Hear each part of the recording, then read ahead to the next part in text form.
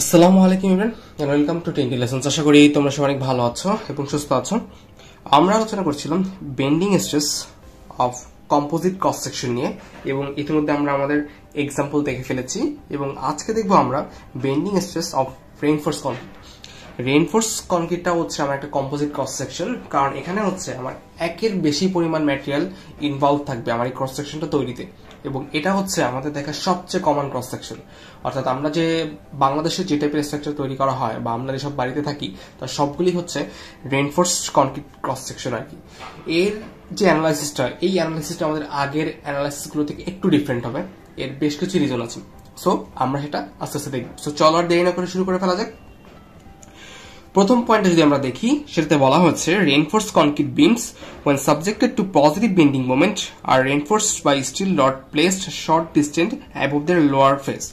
অর্থাৎ যখন আমরা রেইনফোর্সটা যদি পজিটিভ বেন্ডিং মোমেন্ট ফিল করে তখন আমার লোয়ার ফেসে হচ্ছে কি করা হয়, আমার হচ্ছে স্টিল দেওয়া হয় বা রড দেওয়া হয়। Since concrete is very weak in tension, it will crack below the neutral axis and the steel rod will carry the intertensile load while the upper part of the concrete beam will carry the compression। অর্থাৎ এখানে বলা হয়েছে positive bending moment. So positive bending মোমেন্টটা দেখতে কেমন হয়, এই যেমন, ঠিক আছে। সো পজিটিভ বেন্ডিং মোমেন্ট এর জন্য যে হচ্ছে আমার বিমের যে লোডিং কন্ডিশন সেটা হচ্ছে এরকম। পজিটিভ বেন্ডিং মোমেন্টের সিনারিটা হচ্ছে এরকম, এভাবে যদি লোড দেয় সেটাকে আমরা বল পজিটিভ বেন্ডিং মোমেন্ট। আর সেটার জন্য আমার বিমটা এভাবে রিফ্লেক্ট করবে। এই যে উপরের যে সারফেসগুলো যেগুলো হচ্ছে নিচের দিকে কন্ট্রাক্ট করে গিয়েছে সেখানে কি হয়, সেখানে হচ্ছে কম্প্রেশন দেখা যায়। আর এই যে নিচের সারফেস যেটা আছে সেখানে কি হয়, টেনশন দেখা যায়। সো খুব সহজেই বোঝা যায় যে পজিটিভ বেন্ডিং মোমেন্ট হলে আমরা নিউট্রাল এক্সিসের উপরের সাইডটা কম্প্রেশন দিবে এবং নিচের সাইড যেটা আছে সেটা হচ্ছে টেনশন দিবে। বাট এখানে একটি কথা আছে, আমার বিমটা যদি কনক্রিটের হয় এবং এই কনক্রিট আসলে কম্প্রেশনটা নিতে পারে বাট টেনশনটা আসলে সে মোটেও নিতে পারে না। এবং দ্যাটস ওয়াই যদি আমার বিমটা ক্র্যাক সেকশন হয়, অর্থাৎ আমি যদি চিন্তা করি আমার বিমটা ক্র্যাক করবে কোন একটা জায়গাতে, তখন এমন একটা সিচুয়েশন তৈরি হয় যে আমার যে এই নিউট্রাল এক্সিসের উপরে যে সাইড আছে ওই সাইড পুরোটা কম্প্রেশনে চলে যায় আর নিউট্রাল এক্সিসের নিচের সাইডে যে কনক্রিট আছে সেটা আসলে পুরোটাই আসলে থাকে না। সেটার যে টেনশন নেওয়ার যে ক্যাপাসিটি আগে যতটুকু ছিল এখন হচ্ছে সেটাও থাকে না, সে আসলে জিরো বেসিক্যালি, অর্থাৎ তার জিরো টেনসাইল টেকিং অ্যাবিলিটি থাকে। সো দ্যাটস ওয়াই এই ফিগারটাতে তোমরা দেখতে পাচ্ছ যে কি করা হচ্ছে, যে উপরের যে সাইড আছে সেখানে আসলে কি, সেখানে হচ্ছে আমার এই কনক্রিটটা দেখানো হয়েছে, বাট নিচের যে সাইডটা আছে সেটা পুরোটাই হচ্ছে টেনসাইল জোন। এখানে কোনো যে কনক্রিট আদতে থাকলেও তারা আসলে অ্যাকচুয়ালি কোনো কাজ করছে না। সো দ্যাটস ওয়াই এখানে কনক্রিট থাকা বা না থাকা আসলে সেম কথা। সো এই সিনারিওর জন্যই এখানে নিউট্রাল এক্সিস ফাইন্ড আউট করা আসলে সবচেয়ে ডিফিকাল্ট একটা জিনিস হয়ে যায়। অন্যান্য কম্পোজিট ক্রস সেকশনে আমরা যেখানে কি করতাম, চাইলেই হচ্ছে যে কোনো একটা কনভার্ট করে তার নিউট্রাল এক্সিস মোমেন্ট কিনে সে বের করা যেত, বাট এখানে আসলে সেটা সম্ভব না এই প্রবলেমটার জন্য। যদি আমরা এর পরের পয়েন্টটা পড়ি, কি বলেছেন, concrete is weak in tension and thus concrete in the tensile zone of the beam holds the reinforcing steel in place below the neutral axis no concrete is shown. অর্থাৎ এটাই বলা হয়েছে যে কেন এই কনক্রিট এখানে দেখানো হয়নি, কারণ হচ্ছে কি, কারণ যদি আবার এক কথায় বলি যে নিচের পোর্শন পুরোটাই টেনশন নিবে, এখানে কোনো কম্প্রেশন নিবে না, বা এখানে কোনো কনক্রিট আসলে টেনশনে যে আগে একটু হেল্প করতে পারতো সেটা সে করতে পারবে না। সো এই সিনারিটা হচ্ছে আমার ফাইনালি দেখা যায় এবং এই সিনারি থেকে নিউট্রাল এক্সিস বের করা অনেক ডিফিকাল্ট হয়ে যায়। সো এটার জন্য আসলে আমরা একটা পলিসি বা আমরা একটা ওয়ে ব্যবহার করব যেভাবে হচ্ছে আমরা নিউট্রাল এক্সিসটা বের করতে পারি। সেটা হচ্ছে কি, first moment of area on side of a centroidal axis is equal to the first moment of area on the other side। অর্থাৎ বোথ সাইডের, অর্থাৎ টেনশন এবং কম্প্রেশনের ফার্স্ট মোমেন্ট অফ এরিয়া নিব। সো মোমেন্ট মানে কি, আমরা জানি ফোর্স ইন্টু ডিস্টেন্স, বাট আমরা মোমেন্ট অফ এরিয়া নিচ্ছি, অর্থাৎ এরিয়া ইন্টু তার সেন্টারের ডিস্টেন্স। খুব সহজ যদি বলি যে আমার উপরের পোর্শনটা যদি হচ্ছে A1 হয় ইন্টু হচ্ছে D1 ইকুয়াল টু হচ্ছে কি, দ্বিতীয় পোর্শনটা A2 হয়, তার এরিয়াটা হবে T2। সো এটাই হচ্ছে আমার টার্গেটের জিনিস, যেটা আসলে আমাকে বের করতে হবে। এখন এইটা বের করার জন্য আসলে বেশ কিছু জিনিস আমাকে অ্যাজিউম করতে হয়। এই যে যতটুকু জুড়ে কনক্রিটটা কাজ করছে বা নিউট্রাল এক্সিসের উপরের যে কনক্রিটের পোর্শনটা, এই ডিসটেন্সটাকে আসলে ধরা হয় হচ্ছে কেডি।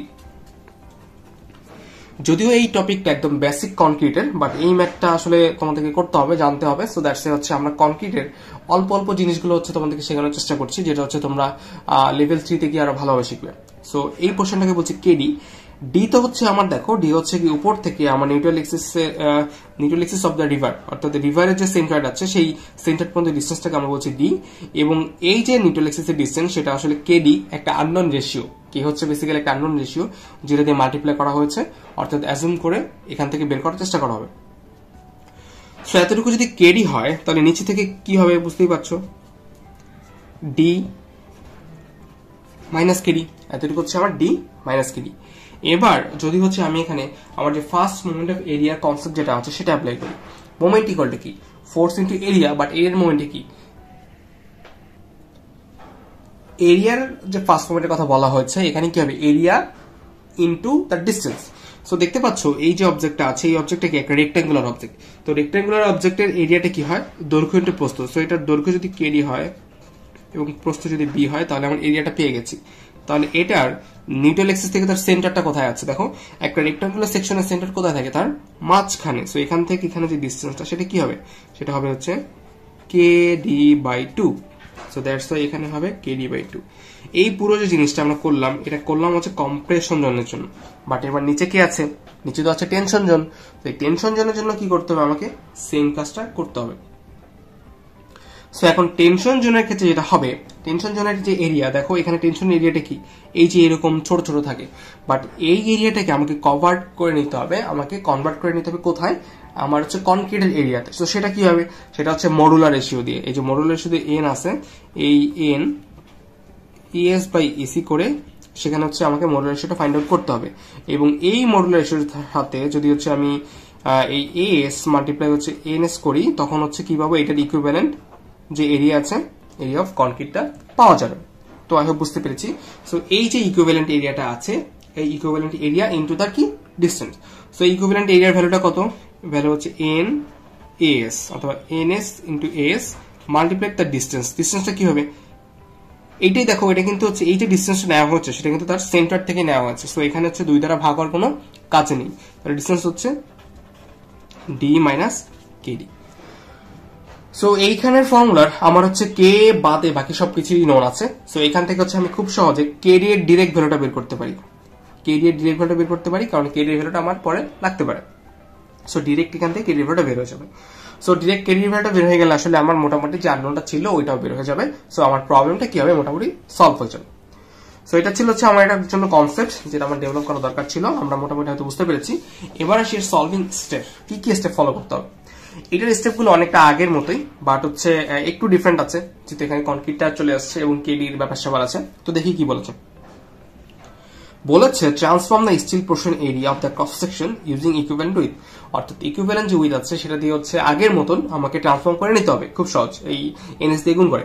বলছে find out the centroid using first moment of area condition. এটাই হচ্ছে আমার এখানে সবচেয়ে ইম্পর্টেন্ট কন্ডিশন, যেটা অন্যগুলো থেকে একদমই আলাদা। সেটা করলাম। দেন বলছে find out moment of inertia of the transform total section. এরপরে মোমেন্ট অফ ইনার্শিয়া বের করতে হবে, ভেরি ফাইন, কোনো সমস্যা নেই। দেন বলছে find out the bending moment of the section, অর্থাৎ বেন্ডিং মোমেন্ট বের করতে হবে। বেন্ডিং মোমেন্ট কিভাবে বের করা যায়, যদি গিভেন থাকে তাহলে তো খুব ভালো, আর যদি গিভেন না থাকে তাহলে এখানে এসএফডি বিএমডি করে অথবা কি ক্রস সেকশনটা থেকে ডিরেক্ট বের করা যায়। তারপরে বলছে finally find out the stress in both of them, দুইটা স্ট্রেসটা বের করবো, বাট কি to find out the bending stress in the steel section use the modular ratio. আগের ভিডিওগুলোতে আমরা বলেছিলাম যে আমরা চাইলে যে আমাদের সেকশনগুলো আছে ওই সেকশনগুলোকে একটা কাজ করতে পারি, যে কোনোটাই কনভার্ট করতে পারি। বাট এখানের ক্ষেত্রে আসলে যে কোনোটাই কনভার্ট করা আসলে পসিবল না, কারণ যে কোনোটাই কনভার্ট করলে খুব প্রবলেম হয়ে যাবে। এখানে যদি আমি স্টিলটাকে কনক্রিটে কভার না করে কনক্রিটটাকে স্টিলে নিয়ে আসি তাহলে কিন্তু আসলে অনেক কমপ্লেক্স হয়ে যাবে সিনারিওটা। কারণ এই সিনারিওটা একদম হচ্ছে আমাদের রিয়েল লাইফ সিনারিও, যেরকম প্র্যাকটিক্যাল সিনারিও, অর্থাৎ লোডিং এর পরের সিনারিও। বাট অন্যান্য গুলোতে হচ্ছে আমরা একদম তার অরিজিনাল সিনারিও বা বুকিশ কথাবার্তা আসলে নিয়ে এসেছিলাম।